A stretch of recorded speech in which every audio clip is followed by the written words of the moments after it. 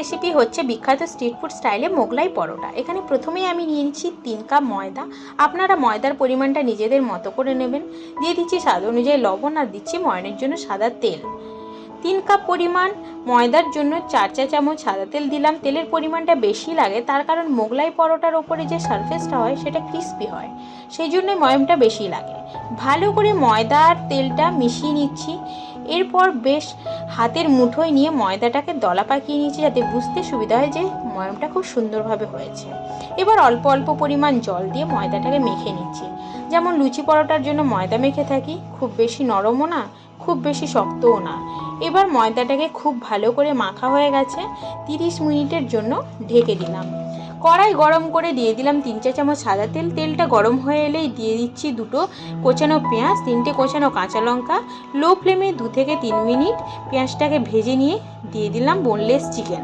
চিকেনটাকে আমি এখানে ছোট ছোট করে কেটে নিয়েছি। এবার ভালো করে নাড়াচাড়া করে নিয়ে 1 চা চামচ আদা রসুন বাটা, 1 চা চামচ হলুদ গুঁড়ো, 1 চা চামচ জিরে গুঁড়ো, 1 চা চামচ ধনে গুঁড়ো, 1 চা চামচ কাশ্মীরি লঙ্কার গুঁড়ো দিয়ে কিছুক্ষণ নেড়ে ছেড়ে নিয়ে পরিমাণ মতো লবণ দিয়ে কষিয়ে নিচ্ছি মশলাগুলোর সাথে। তারপর 5 মিনিটের জন্য ঢেকে দেবো চিকেনগুলো সেদ্ধ হওয়ার জন্য।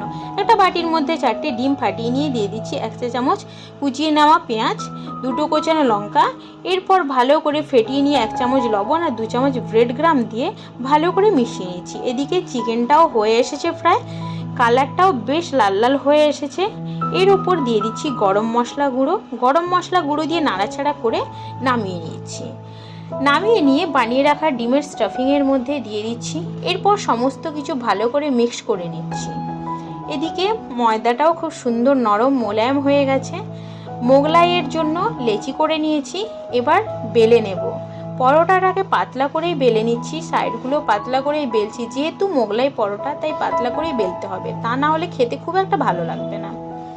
এবার পরোটাটা ভালো করে বেলে নিয়ে মাঝখানে ডিমের স্টাফিং দিয়ে চারিদিকে ছড়িয়ে দিয়ে ফোল্ড করে চেপে চেপে দিচ্ছি, যাতে স্টাফিংটা বেরিয়ে না যায়। এবার আমি কড়াইতে তেল দিয়ে দিলাম মোগলাই পরোটাটা ভাজার জন্য।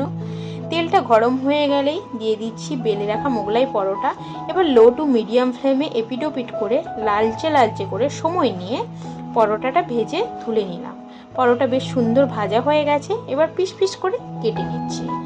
মোগলাই পরোটার ওপরের দিকটা বেশ ক্রিস্পি হয়েছে, ভেতরেও খুব সুন্দর নরম হয়েছে। মোগলাই পরোটার সাথে আলুর তরকারি উফ অসাধারণ লাগে। আপনারাও বাড়িতে বানিয়ে ফেলুন স্ট্রিট ফুড স্টাইলে মোগলাই পরোটা।